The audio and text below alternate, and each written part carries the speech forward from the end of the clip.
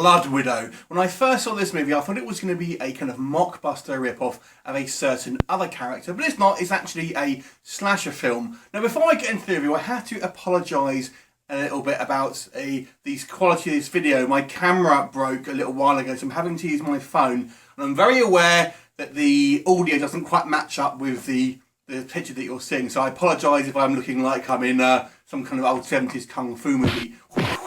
Now you'll die! But anyway, on to the review. So this is basically a slasher film, like I've mentioned, with the difference being that the actual killer is female, and that's kind of, I guess, the unique selling point of this one.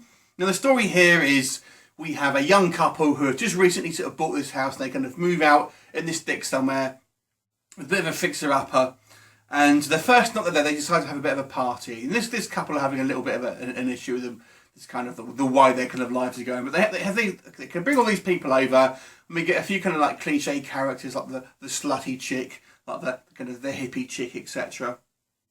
Anyway, it turns out this house is actually next door to this other property, which used to be some kind of boarding school. And we're kind of giving a little bit of exposition about some kind of abuse that went on there, and there appears to be some kind of psychopath who is living next door, basically, and decides to go on a killing rampage like you would expect. So that's pretty much all I'll tell you about the plot. Other than that, it's kind of your standard slasher. Fact doesn't mean to say it's bad though, and I'll come on to that in just a second. So I have to say, on the negative front, let's go with the negatives first of all. I thought this looked kind of cheap. It kind of had a kind of a cheap feel to it. The first few sort of shots that we'll see, a bit like a prologue, just come across as very sort of cheaply shot.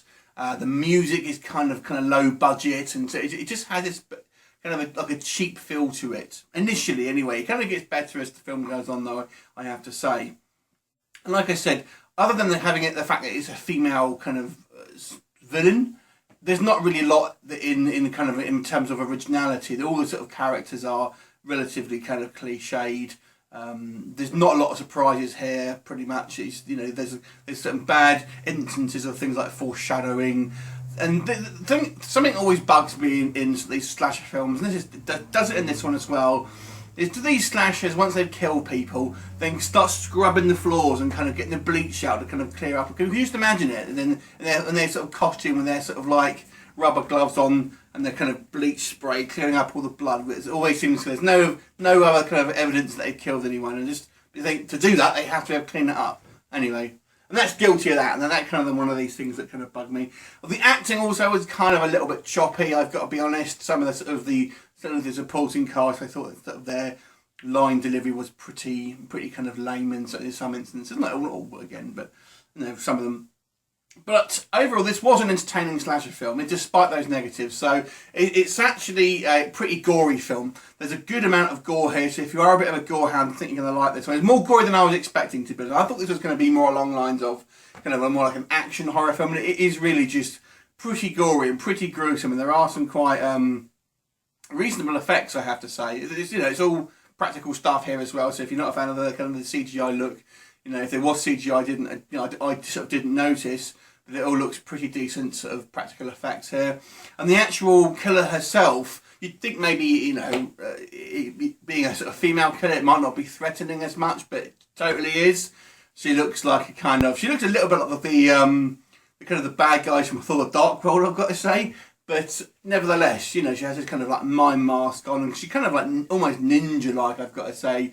She makes a pretty menacing bad guy, so a decent entry into the kind of the sort of killer sort of rogue gallery that sort of exists in sort of slasher films. So I thought she was pretty good, and I don't know a lot about her. We're kind of given some idea about her backstory, like I say, but overall, there's questions about where she's been, why now is she particularly having a problem with people when there appears to have been like neighbours there previously and stuff like that. There is a little bit of story at the beginning where these kind of party goers kind of go into the old house and things like that, but so it actually was quite fun, despite a few flaws. It was quite fun. It was quite some inventive kills.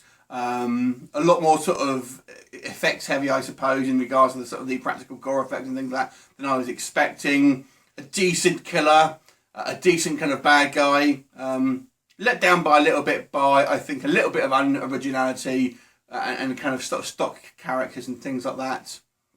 But overall, it was a fun flick. If you're a fan of slasher films, I pretty much think you'll get a kick out of this. I don't think you'll find this one a bad film if you're fans of things like Halloween, Friday the 13th. It's just up your alley. So I suggest go checking this out. I'm going to give this movie a 7 out of 10. I'd be definitely interested to see if they take this character any further.